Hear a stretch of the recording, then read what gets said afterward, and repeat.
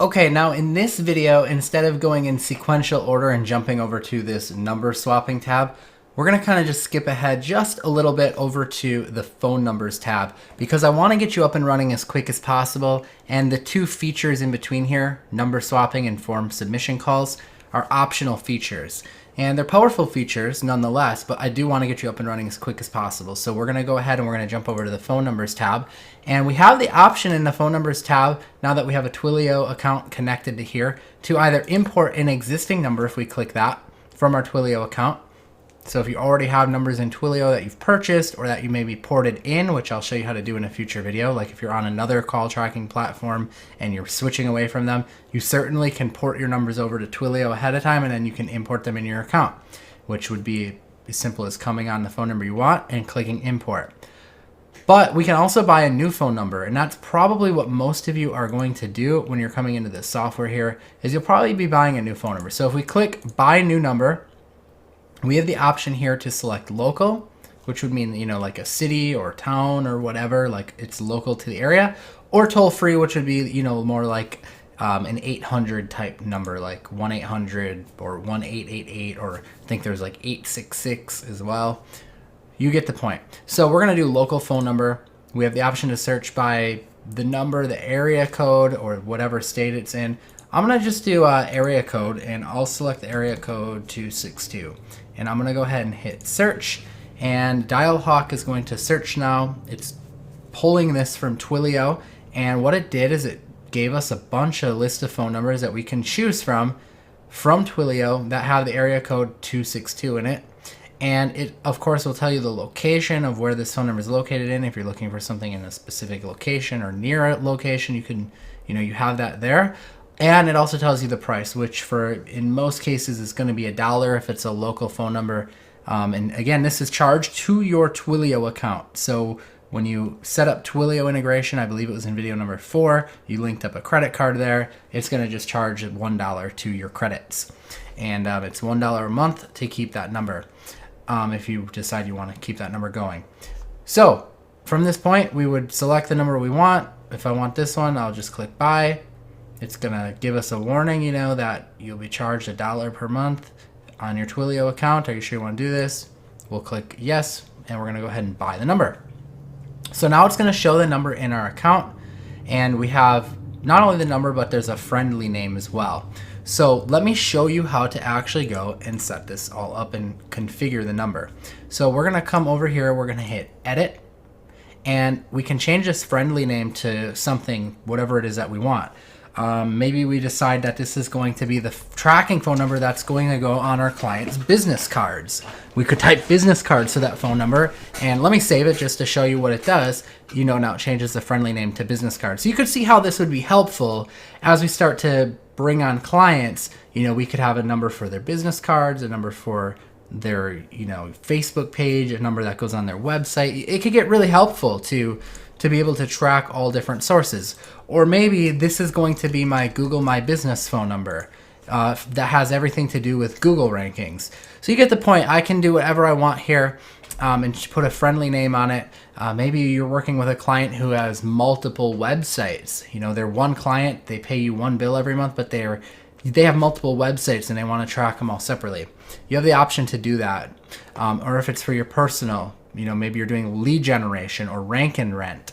You have the option to do that and change it. So that's pretty cool. The caller ID, we're going to just walk through the settings of setting up a phone number here. And at this point, I mean, this number is pretty much good to go after we just fill out these options here.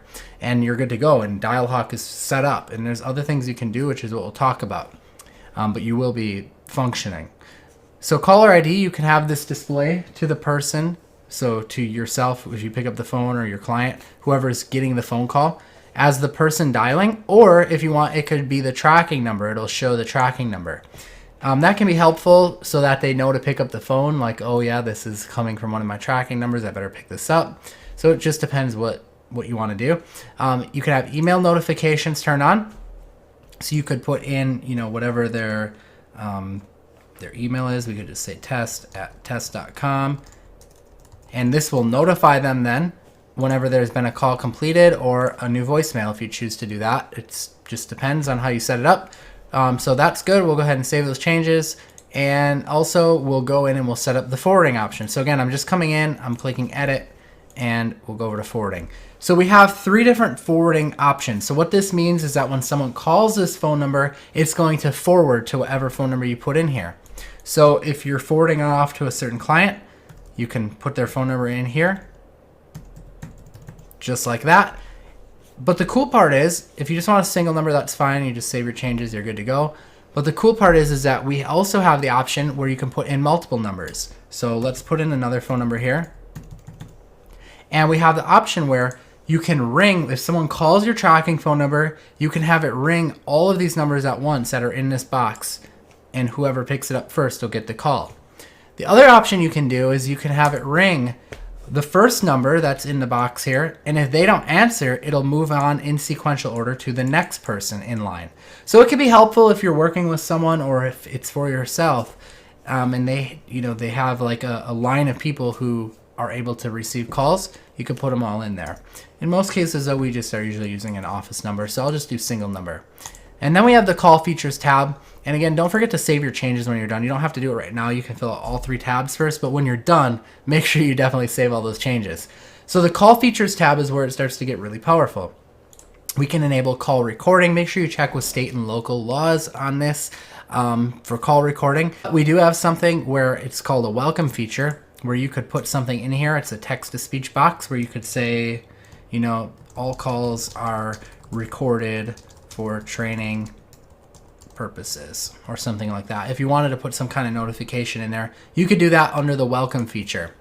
We also have this connection prompt option, which the connection prompt option was built in because there's always going to be solicitors who are calling and robo-dialers, and those can get really annoying. So what the connection prompt does is before the person, when they call the tracking number, before they can get patched through to your client or to you, depending on how you have forwarding set up, that person will have to press 1. It'll basically say, please press 1 to be connected.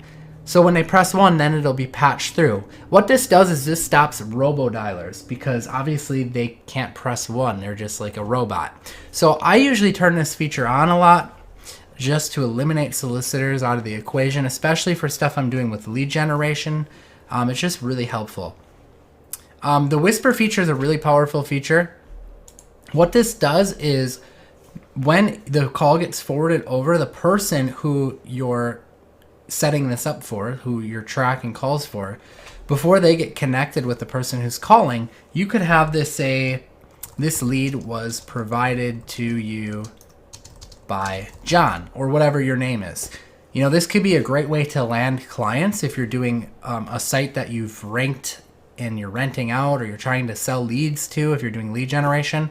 This is a great way to do that because you can start sending them leads right away by putting their number into the forwarding options, and then you can follow up with them and say, hey, I'm John. I'm the guy that's been sending you all of these leads, and if you want them to continue, let's work out a deal. So it can be really powerful. It can also just be used to, just let the person know that this was indeed a lead from you. Or it could be something like, this call is coming from Google My Business, or from the business card, or however you want to set it up. It's up to you. Again, we talked about the welcome feature that could be used to, let the person know that the call is being recorded, or could say something else. And then we have the voicemail feature, which we could just put something in here like, please leave a message after the beep. And if someone doesn't answer the call, then they'll be allowed to leave a message. And if you set up, the notifications here, it'll send that voicemail off to the person, whoever you are sending it to, and they can get that voicemail. So we're going to go ahead and save that.